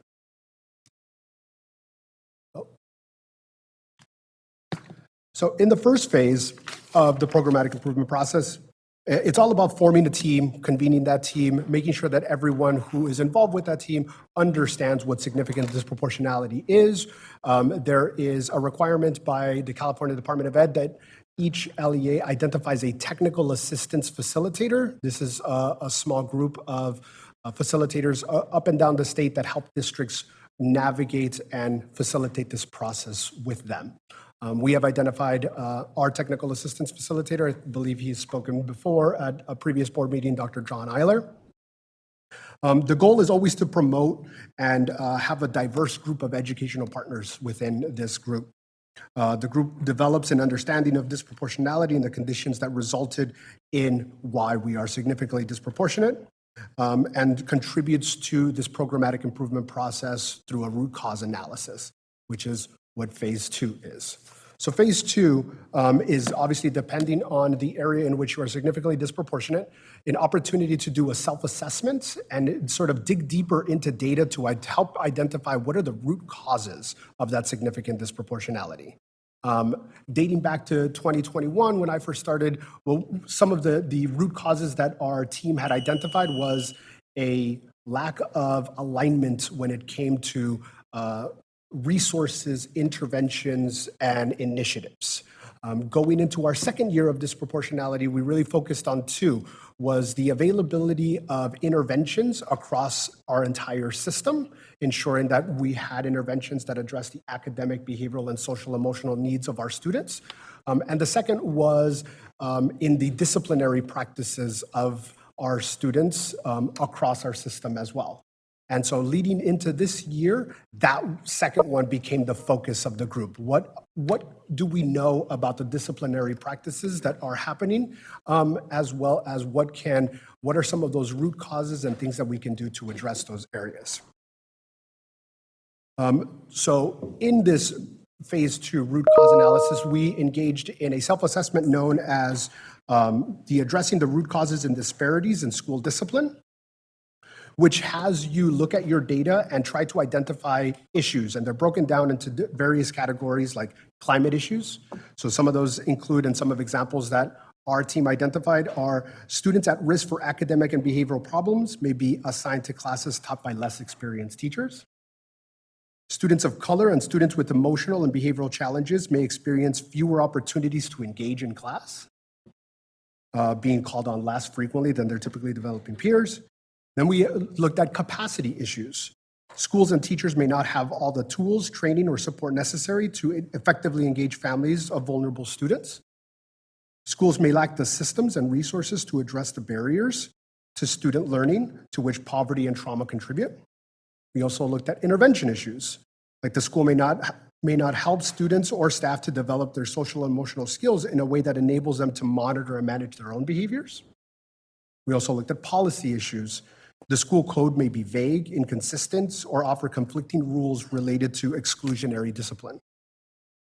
So when our team started to kind of dig deeper into that, we looked at a lot of data. And this next slide, I do have to apologize that it's really small, but I really wanted to try to kind of highlight that we looked at both pre-COVID practices as well as coming back to school 21-22 practices when it came to student discipline. And we looked at a lot of different data points.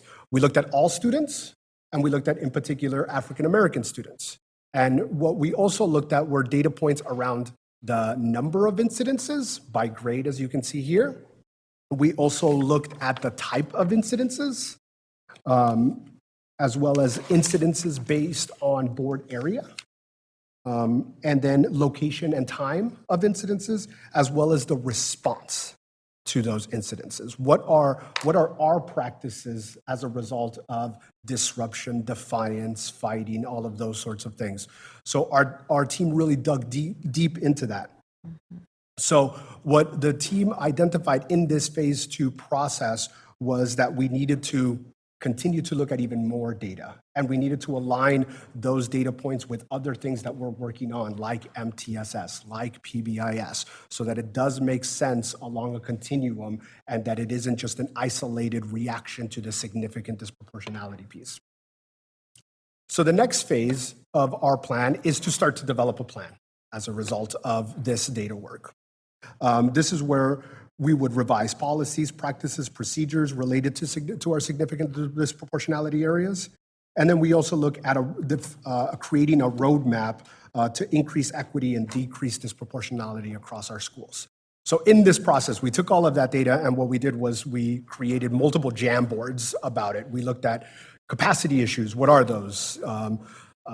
Climate issues, what are those? And then it kind of breaks it down to now, what are specific strategies and ideas that you have in mind to help us create an actual plan?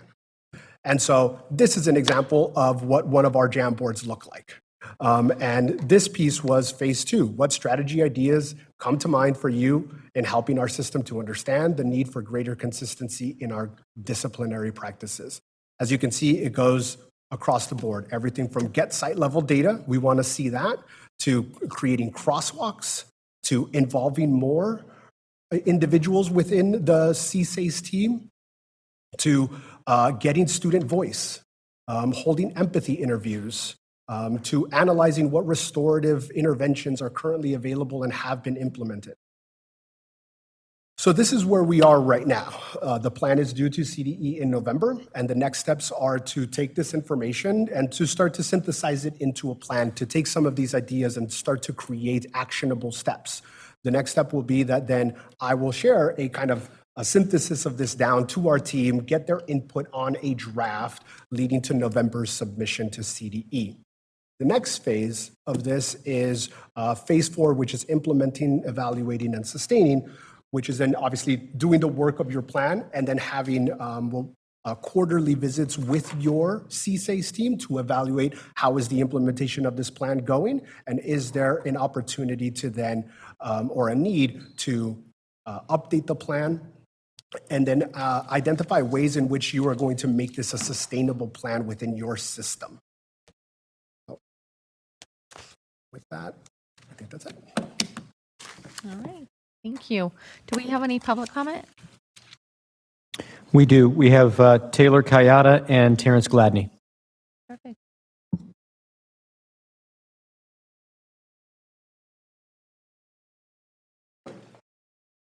Well, thank you very much for that presentation. I hope that the board, superintendent, that you understand just how powerful that was, how great of a plan this is. When Dr. Hedegaard mentioned, community feedback in this plan, when she mentioned the need for training, when she mentioned what the community wants, that truly is reflective of multiple years of these two individuals listening to the community and really hearing what we need to do to turn around our special ed department. So thank you so much. I hope you all see that. And these two people are just absolutely amazing. I hope that we empower them to continue delivering on this so that we can really fully roll out this plan.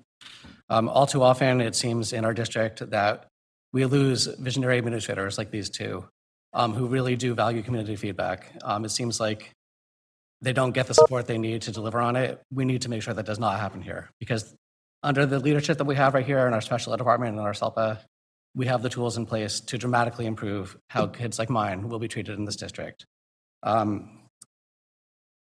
That's it. Just thank you so much. Thank you, Mr. Kayana. Mr. Gladney?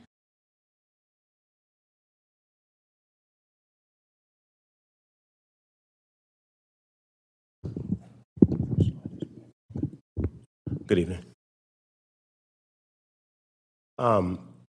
Just from a lens of effective governance and operational efficiency, I think that there's a golden opportunity that was missed tonight by scheduling these items tonight, when on the first board meeting of the month, we have all of these partners that we're uplifting in these presentations.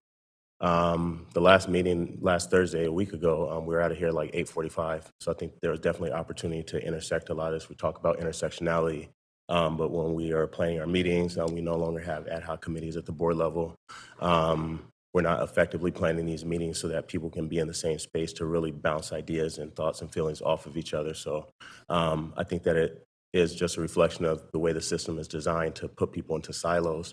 I hear different levels of engagement and feedback around English learners, when really all of these students that we're talking about, these scholars, are experiencing the same amounts of trauma in the same spaces.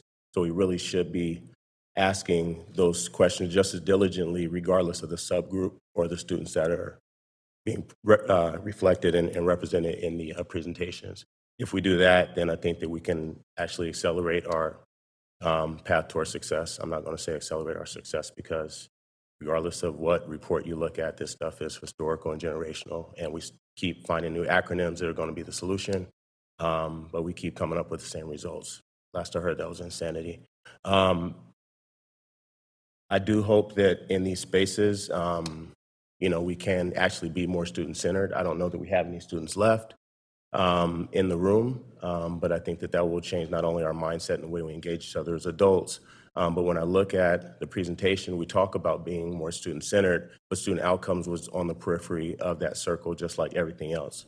When I look at the last couple slides and the feedback from the committee, I don't see anything that really reflects a top-down approach. I see site-specific needs, talking about administrators, teachers, students. So I think we have to invert our focus from CERNA to the site, and then we can get the paths that we need to achieve these results. Thank you.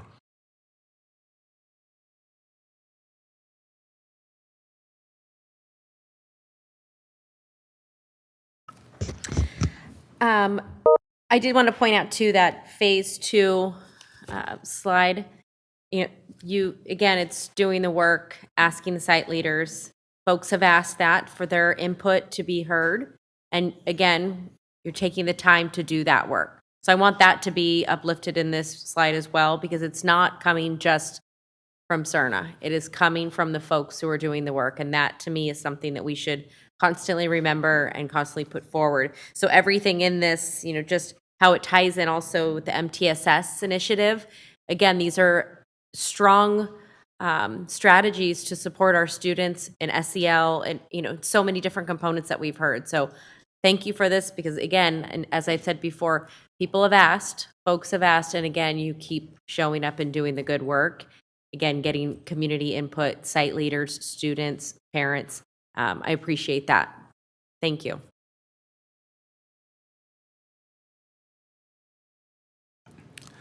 Yes, thank you both for your presentation today. I have one question, but then also, this thing that stood out very harshly, how we are significantly disproportionate on classifying Black students as emotionally disturbed and suspending them for those same reasons, right? And so with that being said, I'm interested to know, just a clarifying, we are leaving phase 3, and phase 2, and going into phase 3, and then you will be submitting it in November, that phase 3 process. Is that correct? Did I understand that right? Okay. I just want to make sure, because as we're going through, I was like, let me clarify. All right. So for the public also, we are ending phase 2, going into phase 3, and in November you'll be submitting it, and then we'll move forward with that. I have to say that you guys have done a great job this year. It feels like we're always coming with like a new case or something like that, and I'm hopeful that with this work, those will go down, and some of these outcomes we'll see it reflected in our students and at our site levels, because that's what we're here for. So thank you so much for your work, and that's all I have to say. Thank you. Member Phillips. So I guess my question is regarding phase 2, data discovery and root cause. Are we looking at the interplay between our significant disproportionality and racism in our district? And I'm thinking, sorry, Mr. Lawrence, I'm thinking that, I mean, maybe from a district level, we could also look at, the types of staff we're hiring, the types of screening we're doing for folks. I'm just curious how we're kind of tying that in, because every time I think about why we're this bad, because we are this bad, why we don't talk about the way this all started. Though I understand it's a good idea to, dismantle and break this down and figure out how we can make it work. But part of me just really wants to hear about if we are truly looking at that cross section. Yeah. So yes, and I wish I could go get my slide, because I know that we have talked about in our SIGNA's work around racism and implicit bias. One of our members, who is, I believe, on the African American Advisory Board, has very eloquently shared with everyone that one of the things that we need to do in order to really kind of get better at this is to highlight where we've come from in this area, within this community, beyond schools. And that's something that we've definitely kind of used as in the process of developing what are some of those specific strategies and things to look at, like ask the community, go out there and hold community engagement events, empathy interviews, all of that sort of stuff to get to that piece. It is something that we're looking at, and I think it definitely goes along the lines of what other reports have also shared. I'm thinking back to 2017 Great City Schools report. I think of the capital suspensions report that kind of highlight then that interplay and connection to everything. So it is something that we're looking at. I think it is a matter of now putting it into the plan and what are they going to be like actionable steps that we can take and specific objectives that we can create in order to really kind of break that down. Okay, I hear you. And I mean, it's kind of like if you have a problem with substance abuse, the first step is admitting that you have a problem. And I think that we need to recognize why we're doing this. And on the inside, the work that you're doing makes perfect sense, that you're talking about it in there, but also, making sure when we're sharing out with the community that they also, have an understanding of why we're really trying to make this change. It's not just because our numbers are bad. It's because this is the way the world is made. So the change we want to do is, not necessarily going to be comfortable. It's not going to be pretty, and I'm not trying to rain on y'all's parade because this is fantastic. But I want us to make sure that we recognize that particular focus and how that mixes in with it. It's a very good point. Thank you very much. Thank you. Thank you, Member Phillips. Member Garcia? Just a couple of clarifying questions. So this whole plan was triggered by state essentially finding that the district is disproportionately identifying African American. Federally, yeah, but then filtered through the state. Okay, and then it also all those findings and that the fact that we're out of compliance or maybe not in good standing, basically is reinforced by all the other reports that you just mentioned, right? The 2017 report, the 2018, and then the SIR, right? So, okay, so I'm just trying to connect all these dots because this is something we've talked a lot about, and I know there's a lot of work that has highlighted the same thing over and over, reinforced, and I'm just trying to figure out, now where I feel like there's there's some light at the end of the tunnel, in terms of the phases and the next phase that I think is really critical. And what I see in terms of the JAM board is a lot of the things that I think a lot of the reports highlight, and also what I've heard you share with us in prior presentations. So there seems to be alignment from, the field to the central office. So I think that's a really important thing to lift up because it's really important for the work to move forward. And so I just wanted to thank you for that. I know this has been a big task, but it's important in order for us to finally start changing outcomes. Yeah. So Member Garcia, thank you. if I may, thank you very much. And I just want to offer too, for clarification. So this report that's being presented tonight is just an example of how this is one of the very many, compliance actions, reports, responses that we are required to do. And so I do want to emphasize, though, the significance of like tying back the recommendations from the 2017, 18, 22 reports, that's the goal. And that's the piece I just want to make sure is really tied in, is that it is about making sure that all of these pieces are tied in within our strategic plan and have that focus. And that's why then our goals for lead for the department are so critical, because we want the metrics to be representative of the fact that we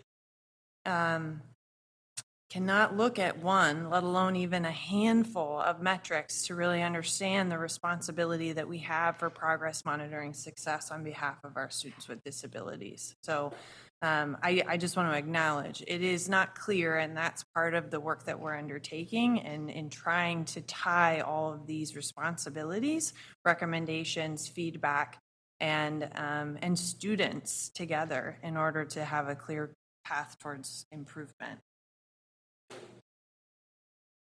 Superintendent? Yes, thank you very much, President Pritchett. I wanted to just touch on Member Garcia's talking about this alignment.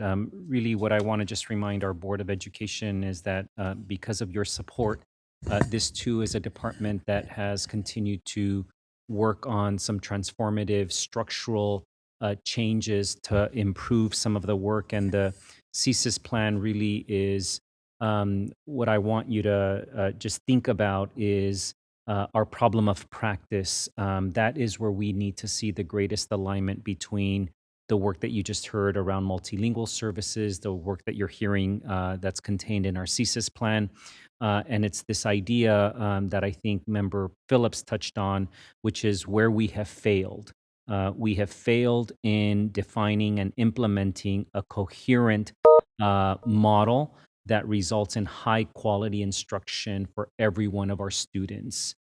What we are attempting to do in the two presentations that we shared with you and our community this evening is, I think, hopefully recognize that we are making those improvements from an organizational perspective in terms of processes, procedures, et cetera, but also not have you interpret this as siloed efforts that are not connected to the work that we presented to you earlier in the academic year that's related to our problem of practice that is going to be what we are going to doggedly continue to focus on, both our problem of practice and our theory of action, which is in the next slide, Deputy Superintendent Allen, which is where we want all of this tightly integrated, where we want to create a level of interdependence and integration between these bodies of work that we just have not been able to achieve. And that is where we hope to upend the way that we've been doing things across the entire district. And so please don't treat this as a separate presentation about multilingual services, a separate presentation about a CSIS update or an update of our CSIS plan, but rather all of it eventually being connected to our problem of practice, to our theory of action, and that is what is exciting about our work. And we just want to continue to thank our board for your support in allowing us to stay focused on these items. Thank you, Superintendent. Member Phillips?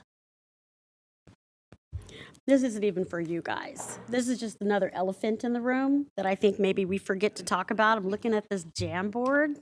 Some of these suggestions are awesome, but I'm looking at one that says, what true power do we have to implement something that the union can't stop? Social emotional learning is suggested but not required. Restorative practices, not required, and so on. I think that maybe speaks to the fact that this may be more important than, say, our argument of negotiations or whatever, but I truly believe that this falls into the category of, because we are failing, we need to make sure that something is mandatory in making that change. And I know that's going to be a problem because we might come across, some incidents where we need to negotiate this. I know that we don't talk about this a lot. I just don't want to have another absolutely fantastic idea of how we're going to change this and get slowed down. And if we're already 5 years in to being as bad as we are, is it going to take us another 5 years and another 5 sets of students to get this done and done right? So, that's not on y'all, but that's kind of to the community at large. There's something we really have to be comfortable talking about, are the barriers that are going to keep us from being able to do this fantastic work. We have to talk about this. We have to be honest about it. And yeah, I don't want it to be quiet. I think it's not helping us to not talk about those particular elephants in the room. So again, this is fantastic. I'm gonna hate to see this get put by the wayside. I'm really not gonna be happy. So as a board, we need to make sure that we have some kind of thought process. Instead of asking what's wrong with this entire system, maybe we need to ask what happened. Again, we're going back to what's important, but I personally, I'm tired of seeing stuff get held back. So it's really important that we get this working. And you have my full support. Thank you, Member Phillips. I am really excited to know that the Council of Great City Schools plan that they set forth was just not a binder that sat on a shelf and was collecting dust, because I remember thinking that when we originally got the report long ago, right, of like, okay, so how do we implement any of this, right? I don't want to see it on another binder on a shelf just collecting dust. So thank you for your hard work on this. I'm really excited to see what's to come. My only question is, under this model and so far that you've, as you've come along, are you seeing an uptick in interventions for students that we're able to offer? Yes. And our numbers are slowly but surely getting better with each year of implementation. I think that this year, kind of being full year back, is going to be probably a critical year when it comes to establishing interventions and what our data is going to show us. I think I would really like to see that in the next presentation. Nothing in true detail, but just knowing this is maybe like a percentage of we're offering 25% more interventions for students than we were 2 years ago, right? So that we can see that increase and we know that there is an actual increase. So thank you so much for this presentation. Yeah, thank you. May I ask a question, just a clarifying question? Are you referring in regards to the CSES report, though, that specifically? Yes. Or okay. Yeah. Because I do think, and kind of speaking back to what Superintendent shared, we'd be happy to bring that information back, and that would be something that we would do across multiple departments. So that'd be fantastic. Perfect. Well, thank you so much for your hard work. Thank you. All right. Item 10.0, consent agenda. Do we have any public comment? We do. Taylor Kayada signed up. Mr. Kayada?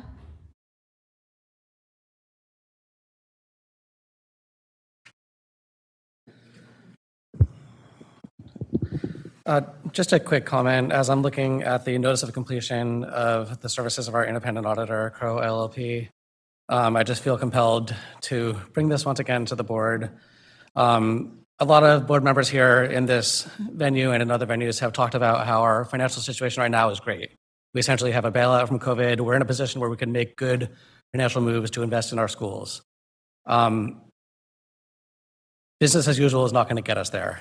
In good times is when it's most important to work on your finances, is to make sure you look under the covers, look at what's been going wrong that led to the bad times, so that we're not on our back feet playing defense. Right now, in the next couple of years, we know from our financials we have a good couple of years ahead of us. This is the time to really challenge our auditors, to dig deep, and to welcome them to ask questions that maybe is going to make Rose's job a little harder, but that's going to set us up so that when these 3 years pass, we've set ourselves up to be improved. We've set ourselves up to be on a strong financial situation and making the investments that we want to make. So just to say, I publicly said I think we should consider rotating auditors, increasing risk levels, things of that nature. I have no problem with Crow. They're amazing. They're, or I don't know if they're international, but they're at least all over the country. They're definitely going to give us good final numbers, right? But are we asking them to look deep into what they need to look at? If we're not, we need to ask them. And if changing it up is what it takes, we need to do that. Because right now, we really honestly have a once-in-a-lifetime opportunity, at least in the lifetime in my involvement with the district, to try now to turn things around. So I don't want to be in a situation 4 years from now, Member Garcia, what you've mentioned in your SACP interview, where you feel like you can't get the work done that you want to get done because all we're doing is talking about making cuts. Looking into it now and challenging the auditors to challenge us, that's what it's going to take. So thank you. Thank you.